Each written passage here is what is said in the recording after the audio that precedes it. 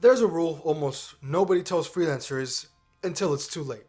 And it's that the moment you become too available, your income starts shrinking. Not because you're doing worse work, not because clients suddenly just changed, but because availability quietly changes how people treat you. And there's actually a point in every freelancer's career where something happens. It goes like this. You start working more hours, but your bank account just doesn't move. Then you work even more hours and somehow you're worse off than before. Bills start to feel heavier. Clients feel harder to manage. Your time feels tighter. And most freelancers have no idea they crossed that line months ago. This might sound unbelievable, but thousands of freelancers are now discovering something that flips everything they were taught about work. And that's that working more hours can actually make you more poor. And the wild part is it has nothing to do with talent, nothing to do with motivation, nothing to do with discipline or hustling harder. Because most freelancers, obviously, they're not lazy, right? They're not underworked. They're not unskilled. They're not failing. In fact, most freelancers are doing everything they were told would lead them to success. And that's the problem. Because the real issue is something far more subtle and far more dangerous. It's that most freelancers work more hours because they're actually losing money, not making it, right? Let me explain. See, most freelancers believe in one main core idea. If I'm not making enough money, I just need more clients, more projects, more hours, and in a sense, that feels logical, right? If 30 hours doesn't work, try 50. If 50 doesn't work, try 70. But here's what actually happens when you do that. The first thing that happens is that when you get more projects, that equals more low-paying clients. When your schedule fills up, it never fills up with the best clients first. It fills up with whoever just says yes fastest, right? And those clients are usually the ones who ask for endless revisions, expect instant replies, have unclear goals, change their mind constantly, negotiate price but not scope. They drain your energy far more than they pay for. Cheap clients don't just pay less, they actually cost more. More time, more attention, more emotional labor. And here's the trap most freelancers don't see. When your calendar is full of low value work, you lose the ability to pursue high value work. You stop updating your portfolio. You stop networking. You stop pitching better clients. You stop improving your positioning. You're busy, really busy, but you're stuck. That's how people end up fully booked and broke at the same time. Then the second thing that happens is that your busy weeks quietly destroy your hourly rate. See, most freelancers believe their hourly rate is fixed. It's not. Your hourly rate changes depending on how busy you are. Here's how it usually plays out. You quote $2,000 for a project that should take 15 hours. That sounds great on paper, right? But once your schedule is filled, that same project takes 30 hours. Why? Because busyness creates friction. It creates more context switching, slower thinking, more mistakes, more back and forth, and more back and forth results in longer response times, more revisions to fix rushed work as well. So the freelancer who thought they were making $133 an hour is suddenly now making $66 an hour, or 40, or 30, or even less at times. And the worst part is that they don't even notice what's happening. Working more hours quietly cuts your rate in half without even changing the price. The third thing that happens is that you're pricing to survive, not to profit. And this is where everything just breaks. Most freelancers, they price like this. They take, what does this project cost me? Plus, how much time will it take? Plus a little extra, just so it feels worth it. And that becomes the price. And that logic guarantees one thing. You will always be stressed. Because when you price to cover costs instead of locking in profit, Every extra hour you work pushes your income down, not up. It's like selling lemonade for the exact cost of the lemons. You're busy, you're exhausted, and somehow you're still broke. Most freelancers are doing this day in and day out without even realizing it. The fourth thing that happens is that those long hours quietly tax your income. There's a myth that working longer hours increases output. And it can work, but in reality, it often does the opposite. Once you cross 40 to 50 hours a week, creativity drops, communication gets sloppy, decisions get slower, revisions increase, clients feel less confident, projects stretch longer than planned. You see, burnout doesn't show up as collapse, as a demolition. It shows up as inefficiency. Those tasks that should take 30 minutes now are taking 90. Simple projects feel heavy. Everything just drags. At this point, you're not lazy. You're just overloaded, and overload is expensive. Then the fifth and final thing is that working more makes you desperate. This is the most dangerous part because you probably have never even realized it. See, when freelancers are tired and financially stressed, their behavior changes. They say yes way too quickly.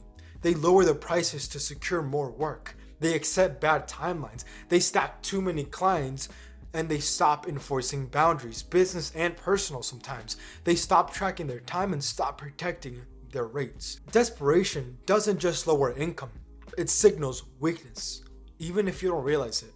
And clients, they pick up on that instantly. So actually, quite the opposite is true. Clients respect you more when you work less. This is the part nobody explains clearly enough. Clients don't respect you because you work harder. They respect you because you appear in control. And sure, these things can go hand in hand, but when you're working non-stop, replying instantly, bending deadlines, and squeezing people in, what clients feel is not dedication. They feel uncertainty. Subconsciously, they start thinking, if this person is always available, why? Why is that? Why are they so eager? Why do they need this project so badly? Scarcity, that's what signals value. Over availability, that signals risks. When freelancers slow down, something different happens. They stop replying instantly. They stop negotiating a price. They stop over-explaining. They stop justifying their boundaries. And clients, they actually respond by pushing less, trusting decisions more, following the process, respecting timelines, accepting prices without argument, because confidence isn't something you say.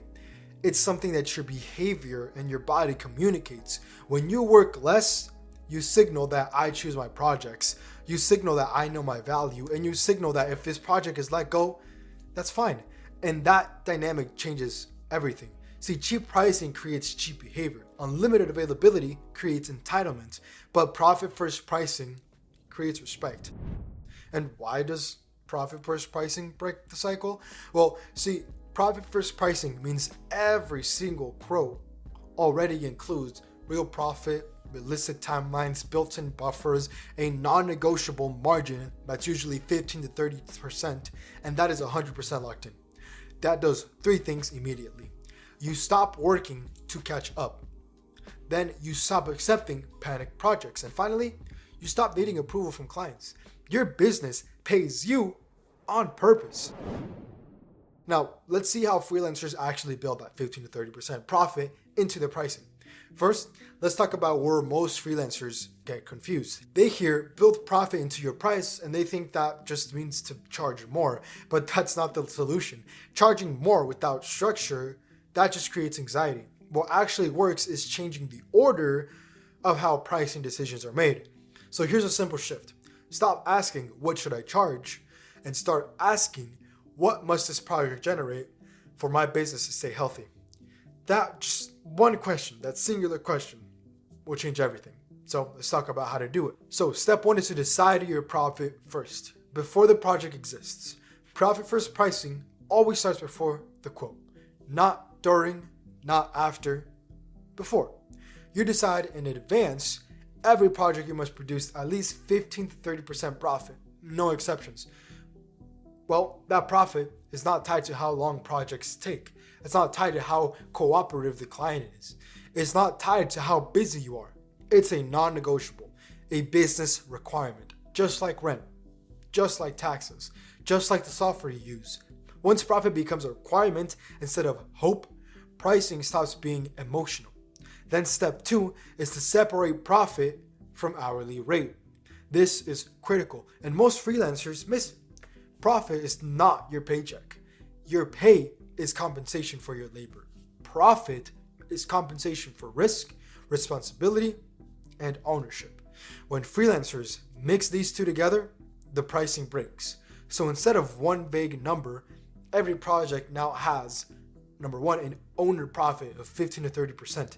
Then 2, labor pay, which is what you're paid to do the work. Then number 3 is the business costs. So that's tools, softwares, overhead, taxes, buffers. This instantly prevents undercharging because you're no longer trying to squeeze everything out of one singular number. Then step 3 is to price the project backwards. Most freelancers price like this: cost, time, price, and they even factor in hope. Profit first pricing flips it. They do it price, profit, and then everything else. Here's how it works in practice. If a project is quoted at $5,000 and your profit rule is 20%, $1,000 is locked in as profit. $4,000 is what the project must run on. Now, that $4,000 now has to cover your pay, tools, revisions, admin, taxes, buffers. And if it can't, the project is underpriced, not you. So instead of working harder, you raise the price before the work starts. Then step 4 is to add buffers for reality, not best case scenarios. Freelancers usually price based on the perfect version of the project, the perfect client, perfect communication, the perfect scope, the perfect timeline. That version almost never exists. Profit first pricing assumes that reality instead. From the beginning, it says revisions will happen, feedback will be late, scope will creep, communication will take time, context switching will slow things down. So you build buffers on purpose, not to overcharge, but to run a profitable business that pays you. Those buffers are what protect your profit from being eaten alive. Then the last and final step is to let the price filter clients for you. Here's the scary part. Until it works. When profit is built into the price, some clients will walk away. That's not a failure. That's the system working. Because the clients who leave were never compatible with a sustainable business. The clients who stay, the clients who respect your boundaries, pay on time, follow the process, they don't micromanage you. The profit first pricing doesn't push good clients away. It filters out bad ones before they drain your time. And the thing is, you might not even realize this or accept this until the filtering process is done. When you are in the rut, you will think those clients were good clients. It'll be hard to let them go. But once the filtering is done, that's when you'll realize maybe those clients weren't the best. Not because they were bad people, but because they weren't a good fit for my business. And this solution isn't effective only in short term. The benefit is long term. Once profit is locked in, you don't need to make it up with hours. You don't panic during those slow weeks. You don't accept projects out of fear. You don't negotiate against yourself. You don't burn out trying to survive.